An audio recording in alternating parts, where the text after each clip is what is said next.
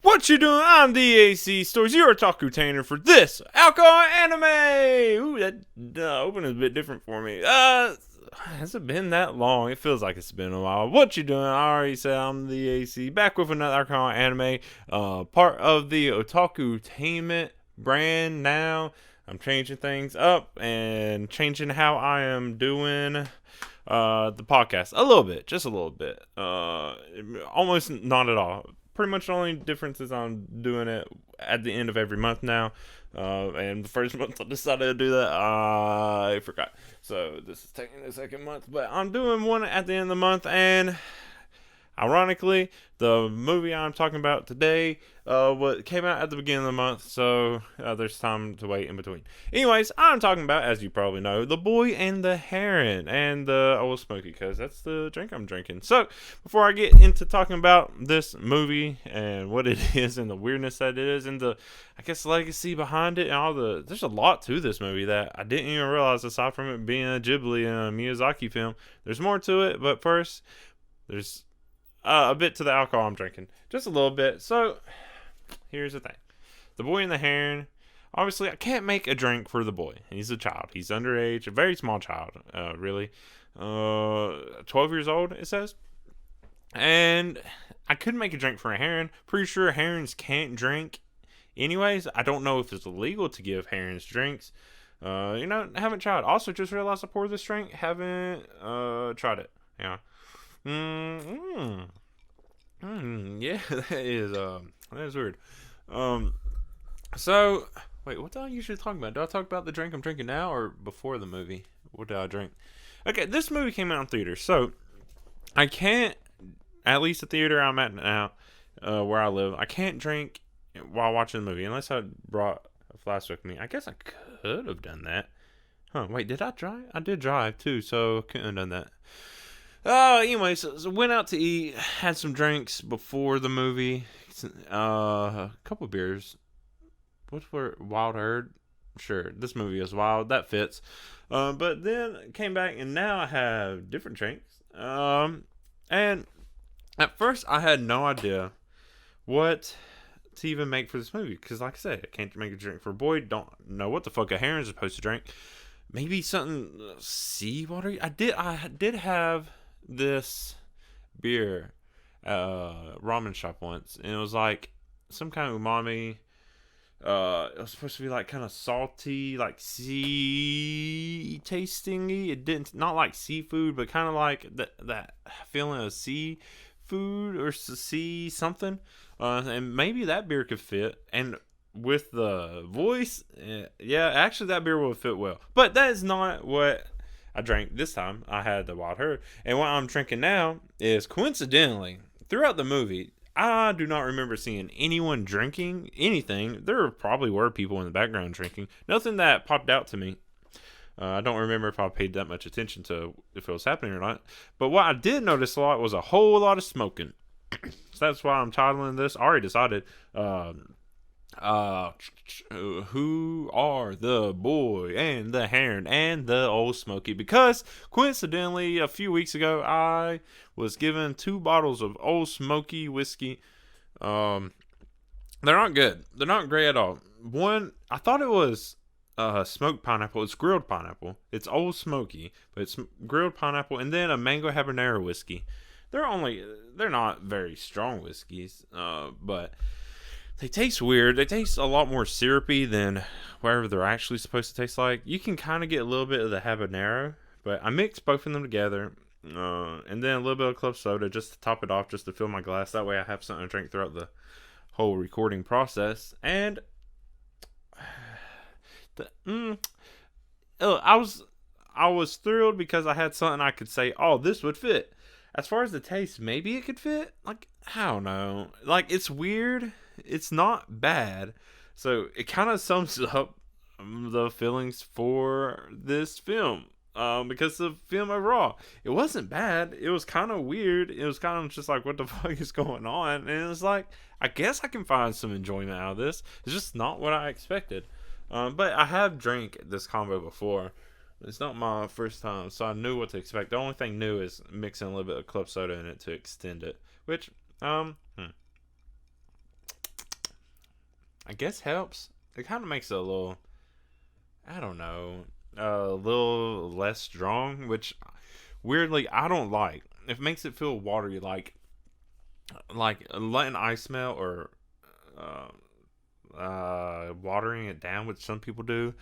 Or just anything watery, it just makes it feel lighter, but I don't like it. It makes it feel like something's missing when it's really that something was added, and it makes it feel more empty. So I like stronger tasting stuff, and I'd rather just drink it.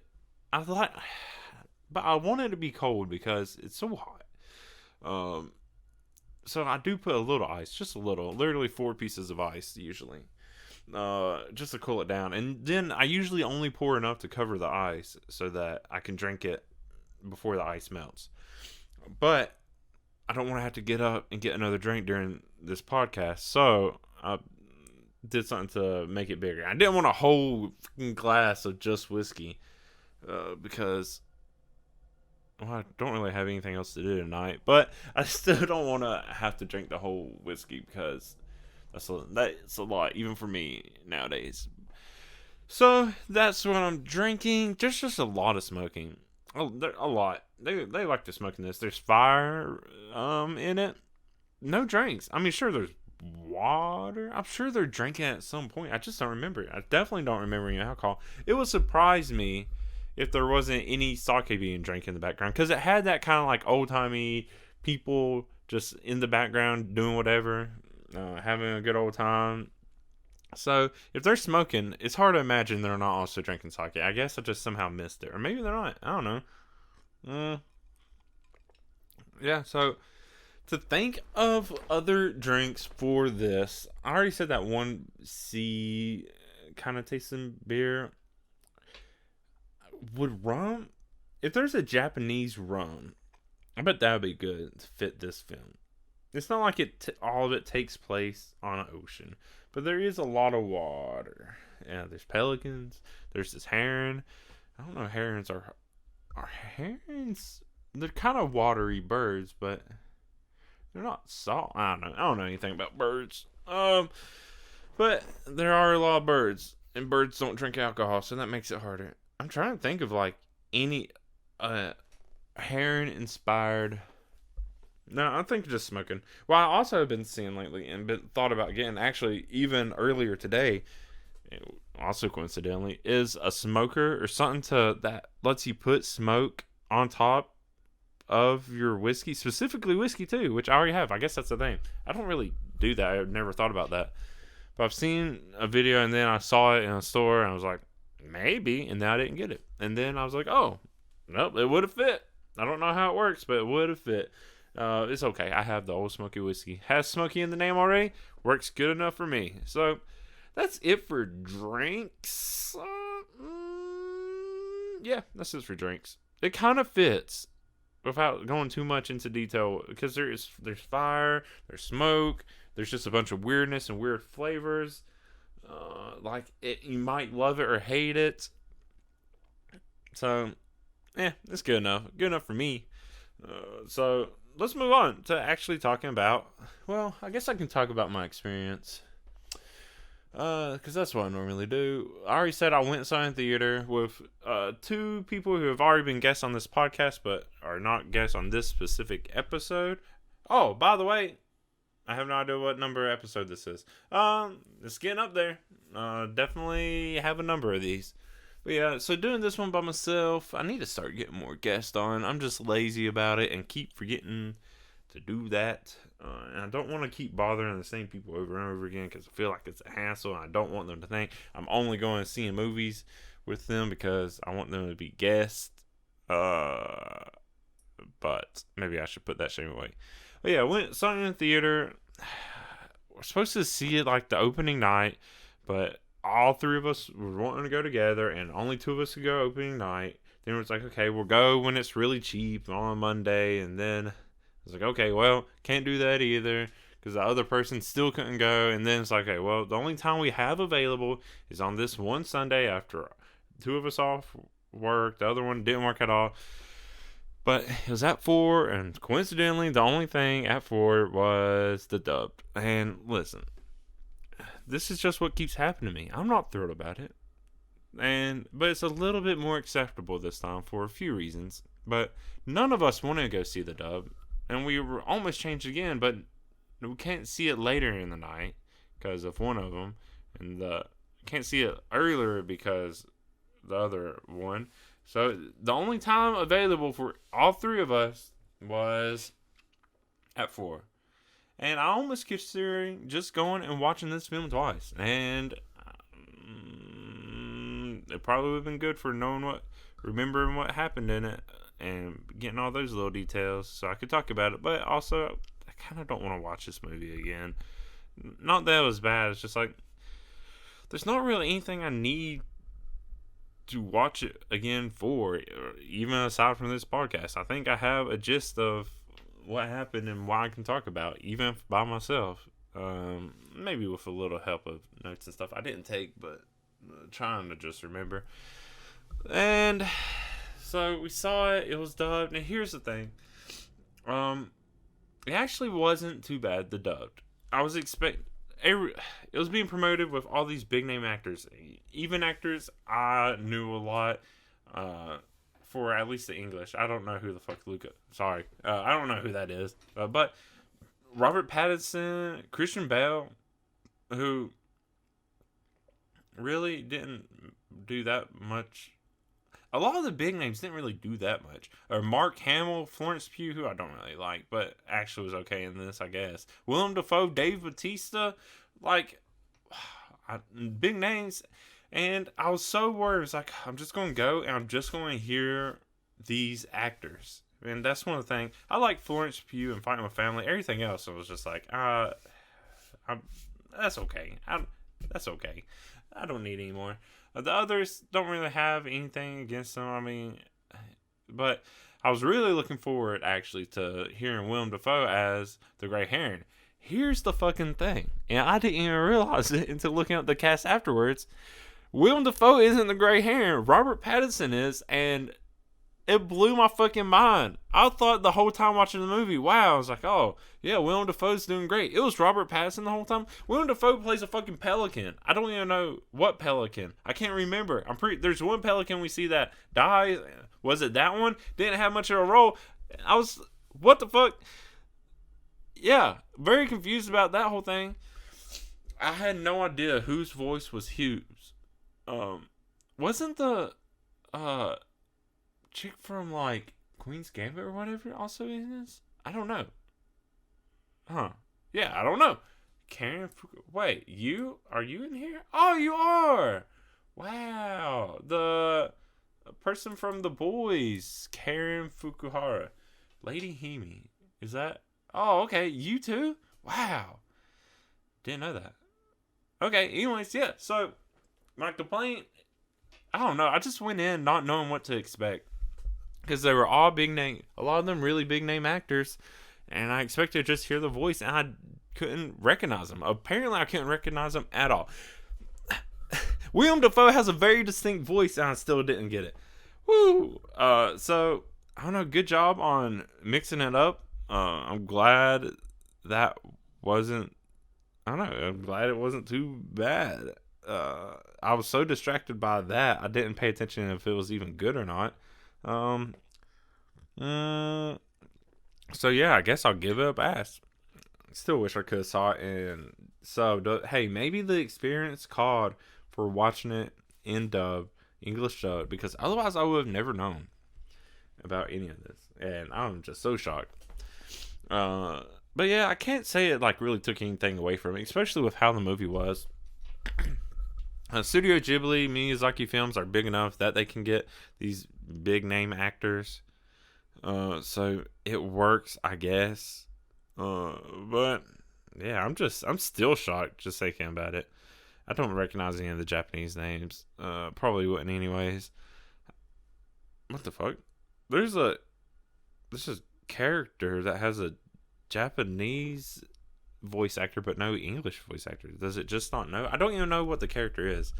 I don't know. Anyways, So yeah, that was the experience. I guess a little bit of review of the dub casting and acting. But wow, I'm still shocked about it. But aside from that, there's just a bunch of informational stuff about this film that I just also did not know.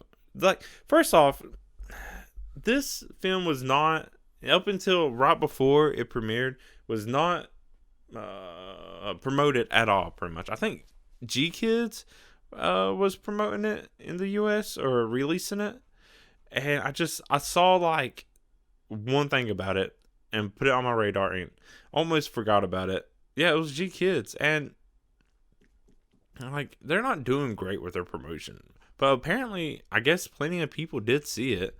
But I think that's more that it was Miyazaki more than gkids doing their part. But yeah, so weird things. This is called, first thing I noticed, it's called The Boy and the Heron in English. I don't know. The Japanese name, best I can say it, is Kimi tachi wa do ikura ka, which means how do you live? Huh? Weird. Such a weird name. There's supposed to be a lot more to this than just a boy and a heron, apparently. I think that distracts a lot of people from what this film is actually supposed to be. And it might confuse a English audience if you did name it that. And it's like, what the fuck is that supposed to mean? But where the name comes from is there was a 1937 novel with the same name by Genzaburo Hoshino. But from what I saw of the description of that book, it's not very similar. Maybe the themes are just the melancholy and sadness of everything, but overall the stories aren't that similar. But another thing, I never noticed it because I would have never known to look for it or keep an eye out for it, is apparently there's a reference to that book in this film where he just finds the book. The book is just in the film at some point. I was like, oh, okay, I guess that's clever if I would have known about it. But yeah, it wasn't, I don't know. It probably means a whole lot more in Japanese, but I'm not Japanese. I definitely didn't watch it in Japanese. So I don't know, it's just a weird, interesting thing. And here's the other thing is, one of the reasons I looked this up at all is because I know sometimes, and probably all the time really, I just don't know where to find the info at. The Miyazaki's films, it's not like he's the original. It's like a lot of the films originate from somewhere else. Like Howl's Moving Castle came from a different book. I have the book, and yeah, I'm not going to look up to see who it's by, but it's like an English book, pretty sure. So there's others like this, so it's not like all the ideas are straight from. Of course, the screenplay, this adaptation, probably written by Miyazaki, directed by, but yeah, it's not like everything's completely original. The design, yeah, just the direction of the film is probably straight up Miyazaki, and it's a very distinct style, so I'll give him that. But it's not like this is a completely new thing, but maybe it is. It's just weird in general. And I don't think the overall story is what's supposed to matter, because looking afterwards, especially looking at the music has been getting a lot of attention. Here's another fucking thing. I don't know if it's just because the English dub had to do something about the music or mess with it in some way. I had no idea there was any music, and I was paying attention this time. Not like super close attention, like trying to find every motif in the movie and do all that. I tried to make sure I paid somewhat attention to the music in this film, and I walked out of that theater being like, was there no music in that movie? And then I look it up, and apparently the music is being fucking praised all over the place. I'm like, I had no idea there was any music in this. What the fuck is going on? Maybe it was my theater just isn't very good. This movie's causing me to drink. But yeah, and I look it up, and it's the theme of the movie and tone of the movie, same as the tone and theme of the music. And it's just to make make a feeling, and you're supposed to like experience it, not so much as like understand what the story is doing. You're supposed to like feel it and like kind of just go along with what's happening. And it's like, I guess so, because this movie, nothing is explained. Nothing. You really are just going along, and that's why I was confused with the music. It's it's really trying to go for a realistic thing, kind of like Castaway, where there's no music going on, and there's no one playing music, so there's no background music. But apparently there was. I'm so fucking confused. I don't know what's going on. Anyways, I'm getting really worked up. This movie, it was, and the people I watched it with also were even less happy with it. Came out of it like, oh yeah, that was okay. And it's like, that was interesting. And then the more I think about it and talk about it, this movie's fucking, what's up? I don't know. Like, the Miyazaki's direction with films and style, all of that, really appreciate it. The whole fact that Miyazaki is kind of this very depressive person, very melancholy, just kind of dark, and then makes like these, what people think, yeah, beautiful films, but also they think hopeful and stuff, when kind of sometimes. And then I always say that, and then you see the comparison to like Junji Ito, who's like writes all this like very scary and very dark stuff, but as a person really like kind of goofy and happy seeming. So there's that, and like Miyazaki just, I don't know. This one is supposed to be Miyazaki's last film. I really want to go out with a head scratch and be like, okay, I guess. Yeah, okay. So, this film, it just had a lot going on for it. And yeah, I think it also it broke records somewhere. I don't know where to find that information, but I feel like I saw it. I just kept seeing a lot of stuff. Trying to just find anything to wrap my head around this film. But, I got really worked up. Let's actually, I don't know, I guess talk about what actually happens in this film, because it's some weird stuff. It opens up, and spoiler if you haven't seen the movie yet, is it even still in theaters? I don't know how long it was staying in theaters. It came out at the beginning. Oh, more information on stuff. So, it released in Japan, July 14th, 2023. It came out in theaters, U.S. theaters. When did it? It's been a few days. What was Friday?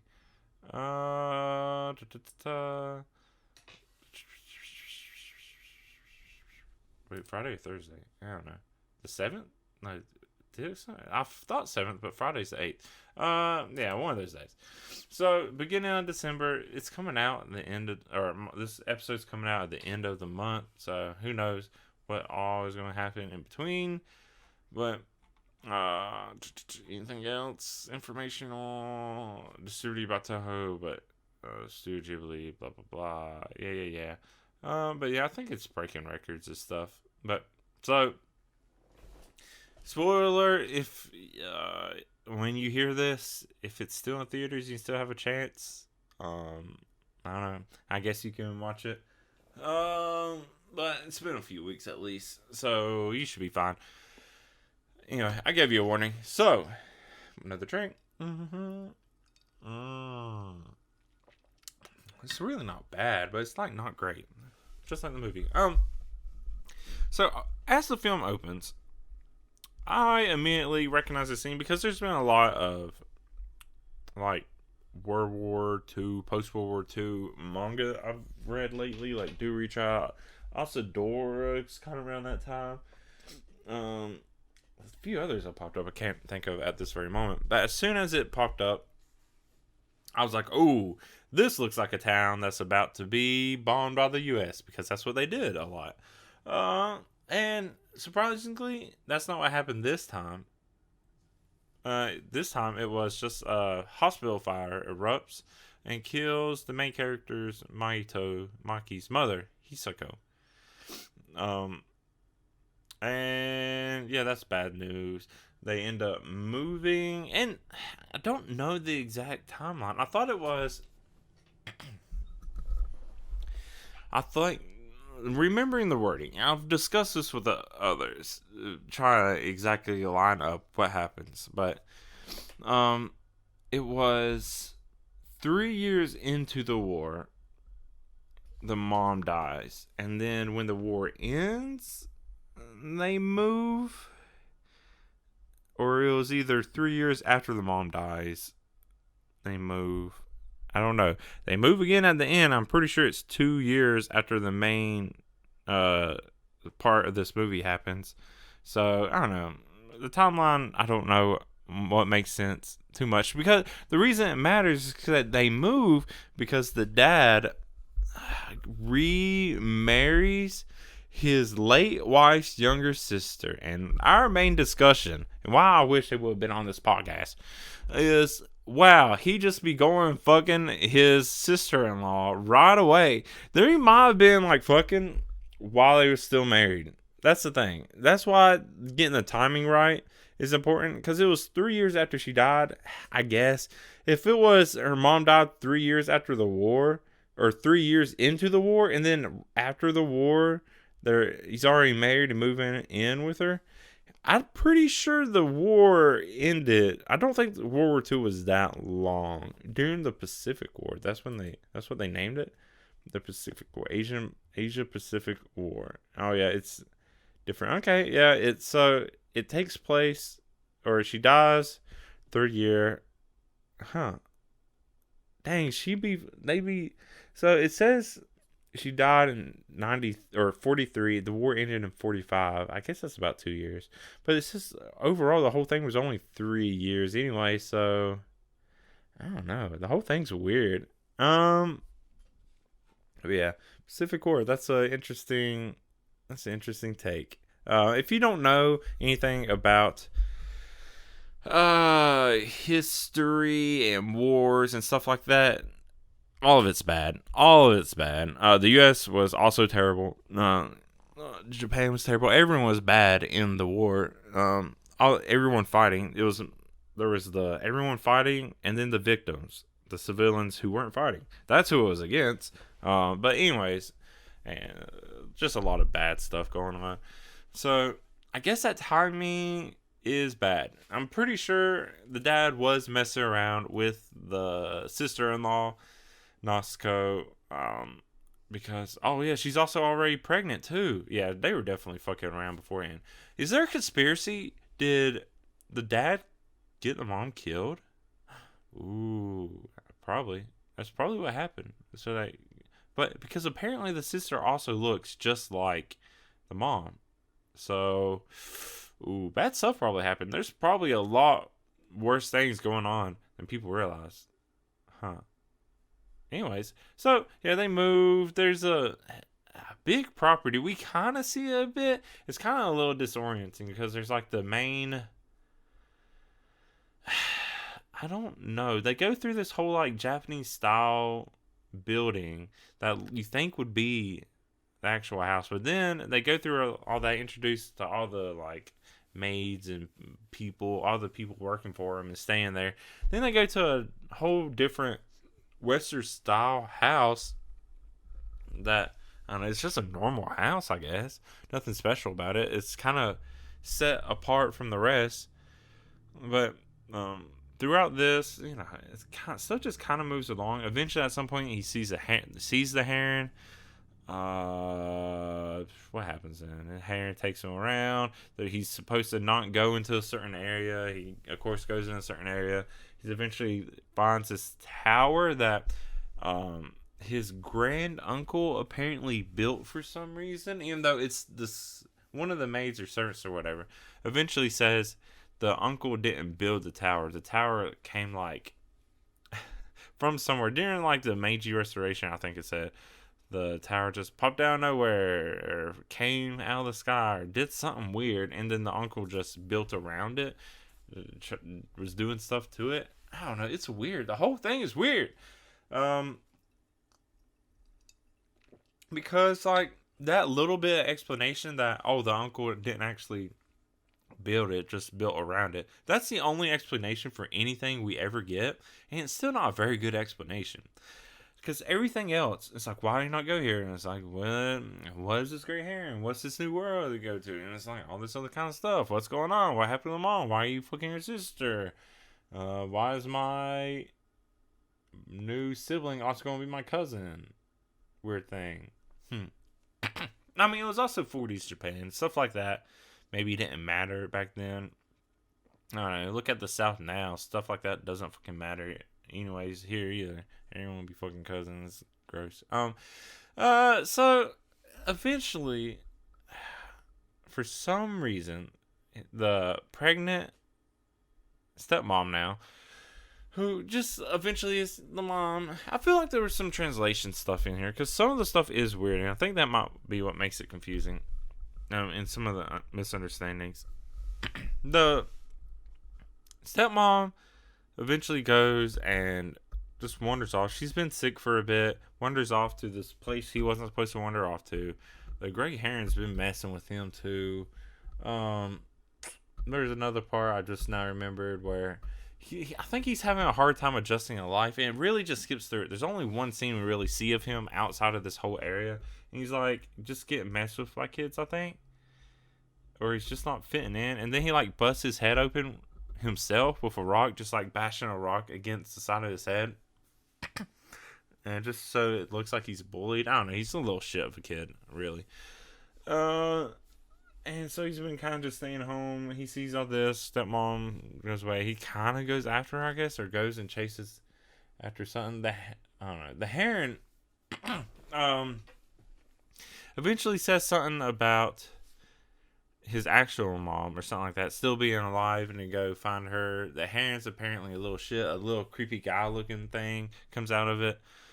He like shoots it in the bill with an arrow that is partly made with one of its feathers. I don't know, it's weird. And yeah, it goes after her, eventually ends up in a tower. All this stuff is very brief. You either watch it or know what I'm talking about, you haven't watched it, and none of this makes any sense.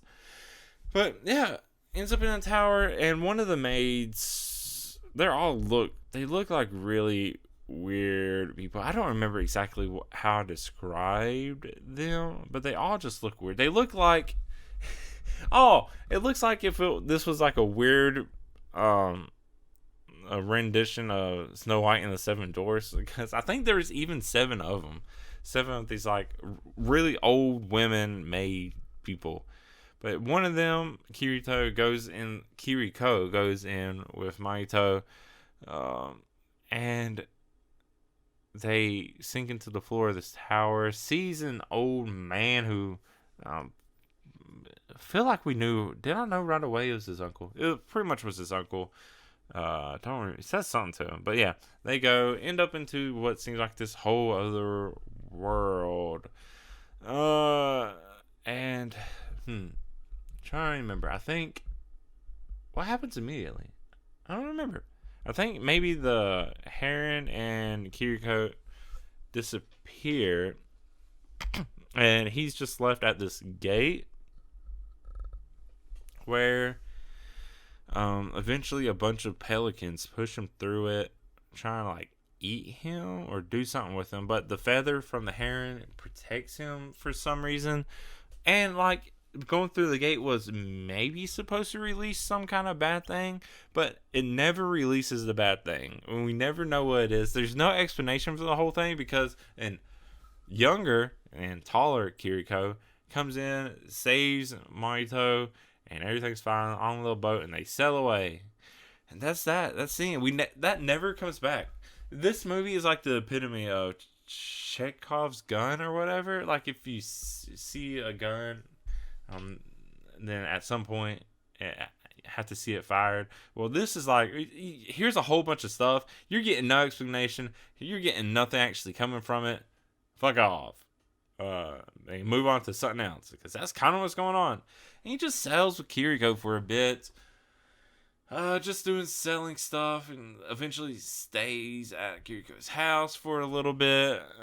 There's these weird little blobby bubble spirit things. Oh God, those are the Wara. Yeah, they have voices.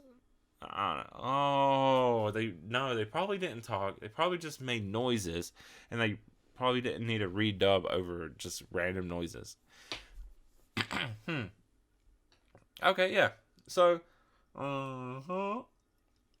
that happens, and they get, I guess they mature enough to where they start flying off into whatever. But then the pelicans come back, and they start trying to eat them. And they're like, no, fuck off, stop trying to eat him. But then someone else named Hemi comes and starts shooting fire at him. And he's like, here, fire. And it's shooting the pelicans. But then it also kind of hurts the Warara. And through all this, another pelican is found. And this is who I assume is William Dafoe. Because I don't remember any other pelican talking. But there's a dying pelican. Or asking for Mahito to just finish killing him, and talking about how in this world or whatever, the pelican are desperate to survive because there's no other food here. So that's all weird. Man, there's a lot in this movie. This was a 2-hour movie, which is surprising because it feels like it should have been longer in order to explain more stuff so everything would make more sense. But apparently 2 hours was the limit. Yeah, so there's that scene. I'm going to have to just start brushing along, or this is going to take forever. Kiriko has these little doll-like things. So, like, they kind of look similar to a Russian nesting doll, but they're not nesting in each other. But it's of this, like, 7 maids, including one for old Kiriko. Eventually takes one, gives one to him of Kiriko. To be like another charm or whatever. At some point finds the Heron again, and they're kind of helping each other out.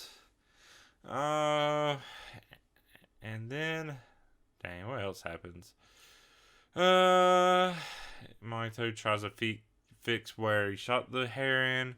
That way he can fly again, become an actual Heron. And then they're still, I'm trying to think. Are you still looking for his mom at this point? I don't know. I think that whole thing got abandoned pretty much right away. It was just kind of all forgotten about if it was his mom or not. And they go looking for Hemi, the girl, who Hemi is his mom just as a little girl. I don't know why they have different names. I don't know. The whole thing's weird. And then his stepmom, who he just is like, oh, yeah, this is my mom now. He just accepts it with no real thing. But so still looking for him. They run into these man-eating parakeets, these big old parakeets, and they're just so fucking stupid. Oh, this whole film is weird. I'm sorry if you're listening to this. I'm just gonna try to go along because everything's weird. Hemi with fire powers shows up, saves him again. Eventually, at some point, they're doing whatever. He is taken to his stepmom by Hemi and whatever, and try to have a moment. They go through somewhere, weird stuff happens. It's like there's a tunnel that doesn't want them there. And then when he finally finds his stepmom just laying in bed, he's trying to get her to go with him, but that room doesn't want him there either. It's like a bunch of paper or something wraps around him. I'm trying really hard to remember all the absurd stuff that happens in this film. Hemi eventually saves him, but then this causes like some other kind of conflict because them doing that and breaks some kind of agreement that the Parakeet King had with their Mahito's grand uncle. The whole thing's weird. Everything just sounds absurd that I'm talking about. So they're doing all that. Mahito and the Heron's trying to follow to see where I think Mahito had a dream of his uncle, and it gets explained to him that his uncle's there trying to stack blocks in order to. And it's kind of an explanation, but not really. Oh, there was something there. What was it? He's stacking blocks, and then he's taken to just this big whatever stone. I don't know. But something about stacking on blocks helps keep that world or whatever. But the blocks need to be stacked from out in Malice, and I think I'm jumping ahead, but fuck it. I'll get back to it. Yeah, no, okay. So, has that dream, goes back, eventually follows the Parakeet King while he's having a discussion with the granduncle. Things seem to be calmed down and settled, and there's an understanding coming. But then, who else follows? I think it's Hemi. Does the Heron follow? Yeah, Hemi, the Heron, follow Parakeet King, eventually meet up with the granduncle again, and then he further explains about the blocks and how the blocks need to be stacked every so often. I don't remember the time, but and he wants Mahito to do it because it can't be with Malice and whatever. But then Mahito's like, "Oh, I can't do this." Remember how he busts his own head open with a rock? He's like, "I can't be the one to do this." Blah blah blah. And then the Parakeet King turned back around and followed him back. I guess not trusting. And it was like, "Fuck that! I'm going to stack the blocks," and stacks them. Just the shittiest way. It seems like there should be a way to stack these blocks so easily. It's not that hard. They did a terrible job. I don't know where the blocks come from. I don't know exactly. There's no explanations with how any of this actually works. But Parakeet King sucks at it, and it falls over, and then the world starts collapsing. I feel like I skipped a whole... No, I'm pretty sure that was it. It feels like a whole lot of skip, because then everyone flees. Oh, there was one part earlier. Because they flee to these doors. They're able to get the stepmom back, no problem.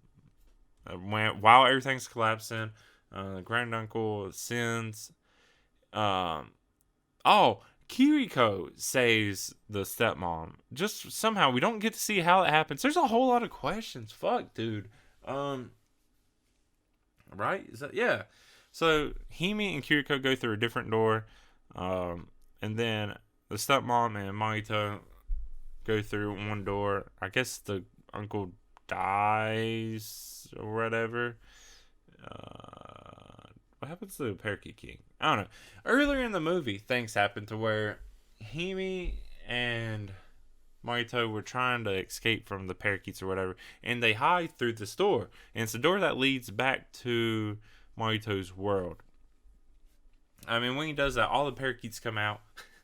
Like, the dad sees, because the dad's been looking for Mahito this whole time. It doesn't really matter that much. He does kind of seem to care about his son, but also not that much.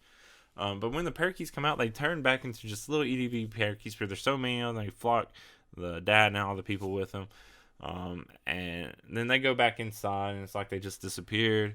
And then it comes back. Well, now that they're back at these doors, parakeets, pelicans, they all come back out again, turn back into just regular birds. I think the Parakeet King also came through and just turned back into a regular bird.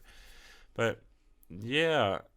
And then out of Mahito's pocket, the charm of old Kiriko pops out, turns back into original old woman form.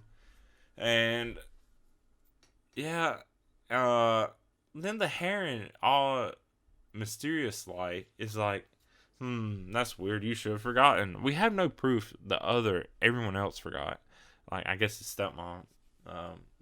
But he's like, how did you forget? That's weird. And I was like, maybe it was the charm. Maybe it was... No, the feather is used up at some point earlier. I don't remember exactly how.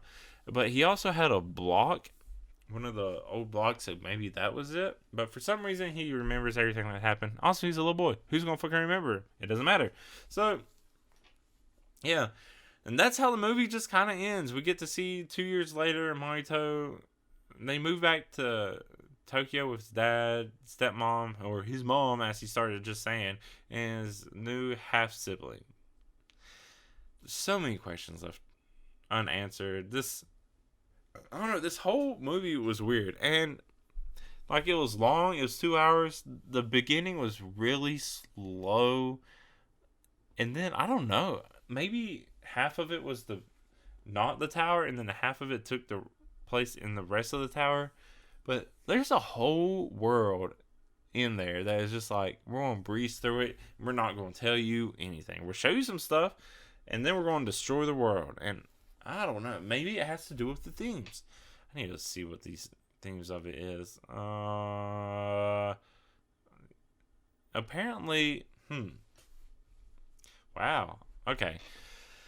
So apparently there are some aspects of this film that is autobiographical. Apparently, Marito is modeled after one of Miyazaki's childhood friends, and apparently also Miyazaki's father, just like Marito's father, was employed by a company that was involved in manufacturing fighter plane components.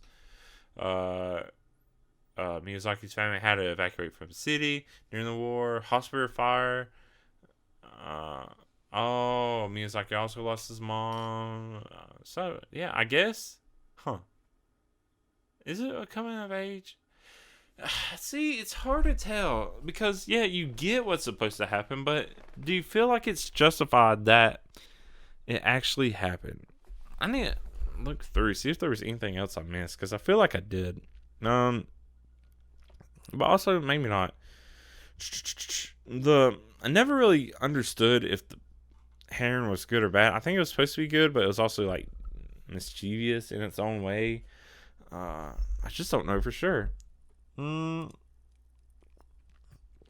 guess overall it was good. Didn't really get to see what happens, to the uncle.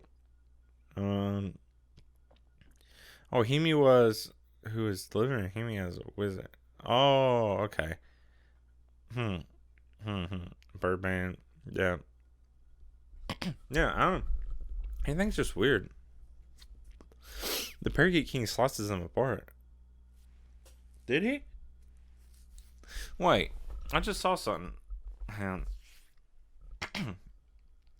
don't remember. It says he slices them apart, but I'm pretty sure he stacks them and they fall over. Maybe as they're falling, he slices, and maybe that's what does it.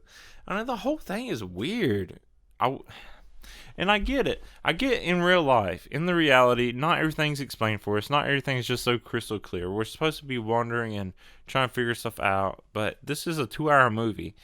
It's rushed even more than real life. I feel like, I was saying this a lot to who I was watching it with. Like, this could have easily been like a limited series anime or 1-season anime. Because there's just so much going on for it. And yeah, maybe the first few episodes would be really kind of boring. But then it would be like a slice of life kind of stuff. Coming of age. Kind of, I mean, it really is very melancholy. But then I'll give it a little bit more time. Let's see. 3. It'll be about 4 hours. Yeah, double the length of this. Maybe it doesn't even need to be a full 12-episode season. Just a little bit more time because nothing felt deserved. Like, he's looking for his mom. Okay. And then there's a point where it switches to where it really felt like everything was just rushing. Where it's like, okay, I don't care about my mom that much anymore. Now my stepmom's mom. That's fine. I'm over it. Everything's good. Let's go save her. And it's like, that switch, that flip was just weird. It didn't feel right. And that was my biggest problem with it. Is like, I don't care that much if everything is explained or not, but things should still be deserved and should still make sense. Like, this sudden flip, there wasn't really anything to warrant it, because it's not like the stepmom was really doing anything that would make Marito be like, oh wow, you really care about me like a real mom. Okay, you are my mommy now. It's like, no. Okay.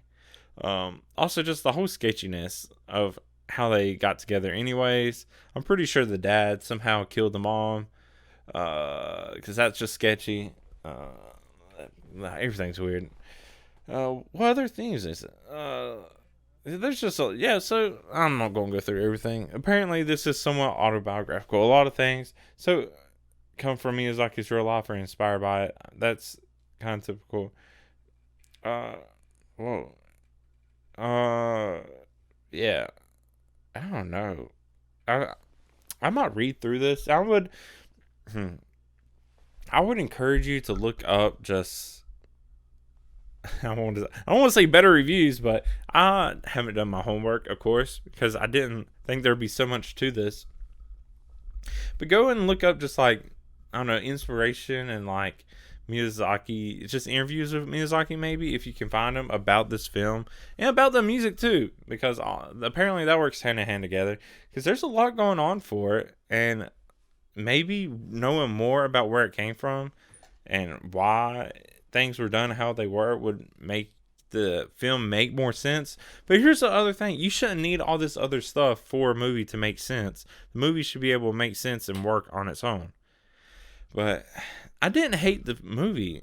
Like, I thought all the weirdness was fine. Yeah, the ending was rushed, but it feels like every film I ever watch, the ending is always rushed. I'm kind of a little tired of that. Wish the ending I don't want to say dragged on a little bit more. It could have been extended a little. Even like, because it's literally like he comes out of the world, Pelican's like, how do you remember that? And then it's like, oh, 2 years later. It's like, I don't know. I feel like coming out of the world or coming back to reality until it like credits roll is probably like a couple minutes. I wouldn't be surprised if it was only like 2 minutes, 2, 3, maybe 5 minutes at most. It's really quick. It's just like, okay, it's over. Bye. And then of course there's that awkward moment, credits roll, and you're like, is there more to it? Should we stay? Because then everyone's just still sitting in the theater like, we don't know what to do now, because the movie was going and then suddenly it just stopped. It was so rushed. Oh man, if this comes out, what HBO Max, I'm pretty sure is who has the rights to the Ghibli films. I kind of want to go back. I'm not. There's no way I'm going to remember to do this, but I would be interested to just break it down. Like, how long did each like part of the movie actually take? Because the whole like the world just suddenly is ending now. No real warning to it, and then the movie's just over, and like, we're back in our world. Okay, the end. No, like, oh, what happened or how you feel about it. Nothing's explained. There's no real feelings. There's no real happiness, really. Everything's kind of just depressing. And where was the music?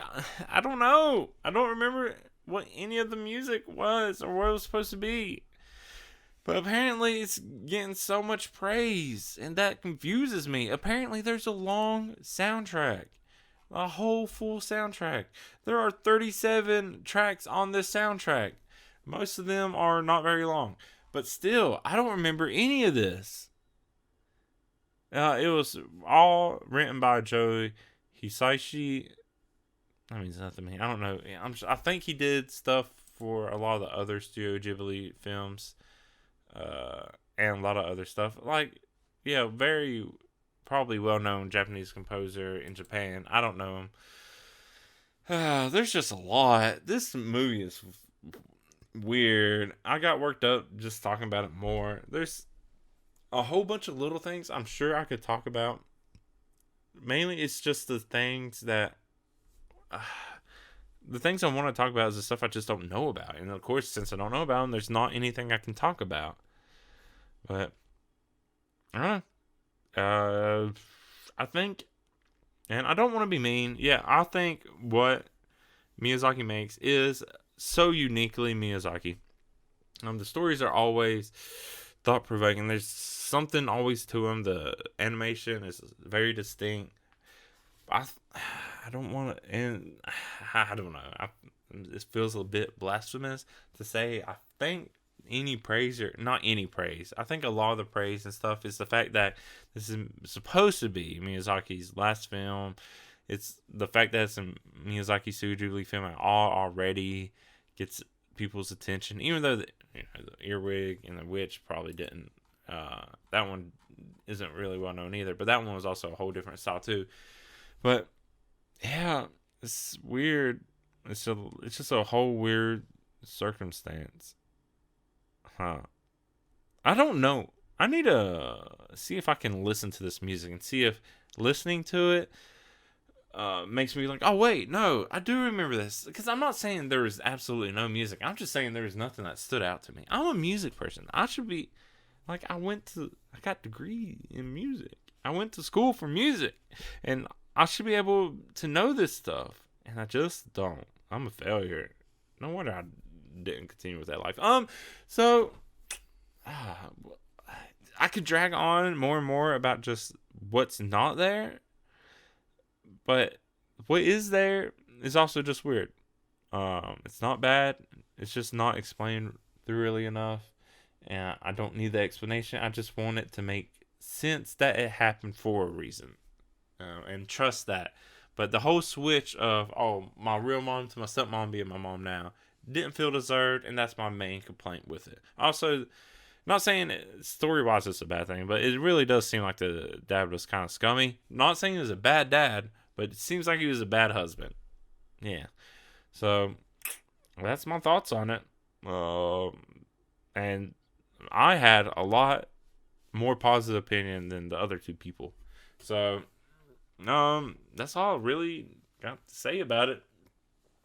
Yeah. So I had my drink. It was a smoky drink. A lot of smoking. A lot of weirdness. Everything was weird. Everything's weird. Oh my gosh. Yeah. So I'm going to stop here. Let me know your thoughts on it, because there could be a whole lot of thoughts on it. Maybe I should have had someone else on here, just so I didn't just go crazy doing this. It's also just been such a long day. It was a long movie. Drinking before, watching, drinking after. Ooh, I'm kind of tired. But let's talk more about it. You can leave a comment if that's an option for you.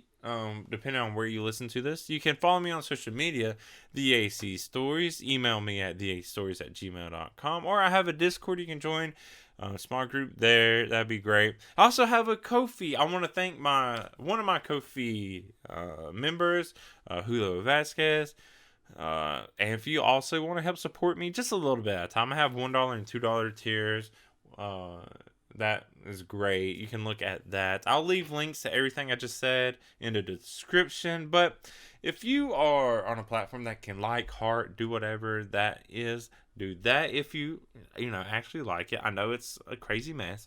If you also want to keep up with this podcast, there's so many platforms. Subscribe, follow, whatever you do to keep up with this, put this in your favorites. I don't know. Do that. Make it more convenient for you. And hey, also, if you want to help me out, help this podcast out, spread the word. If you know other people who like just listening to long rants and alcohol and anime and all that stuff, I mean, you listen to it, you got this far. Maybe you know someone else who would also do that. Go ahead and share it. I love word of mouth. That's how I talk about podcasts to other people. I'm pretty sure they hate me for it, because I listen to a lot of other podcasts too. But talk about it, share it, do all that stuff. That would be great. And the last thing of this whole spiel, if you want to rate this podcast, hopefully the highest rating you can give it, but be honest if you want to be. I'm not going to hold it against you. I understand. I am a weirdo. But yeah, go ahead and rate it too. People talk about this whole algorithm thing and how doing all this stuff helps. So I'm saying it because that's what's expected of me. But that is it for this episode of Alcohol Anime. I have been your otaku tainer, the AC Stories. Until next time, thank you so much. Bye. I should have just ended it so suddenly.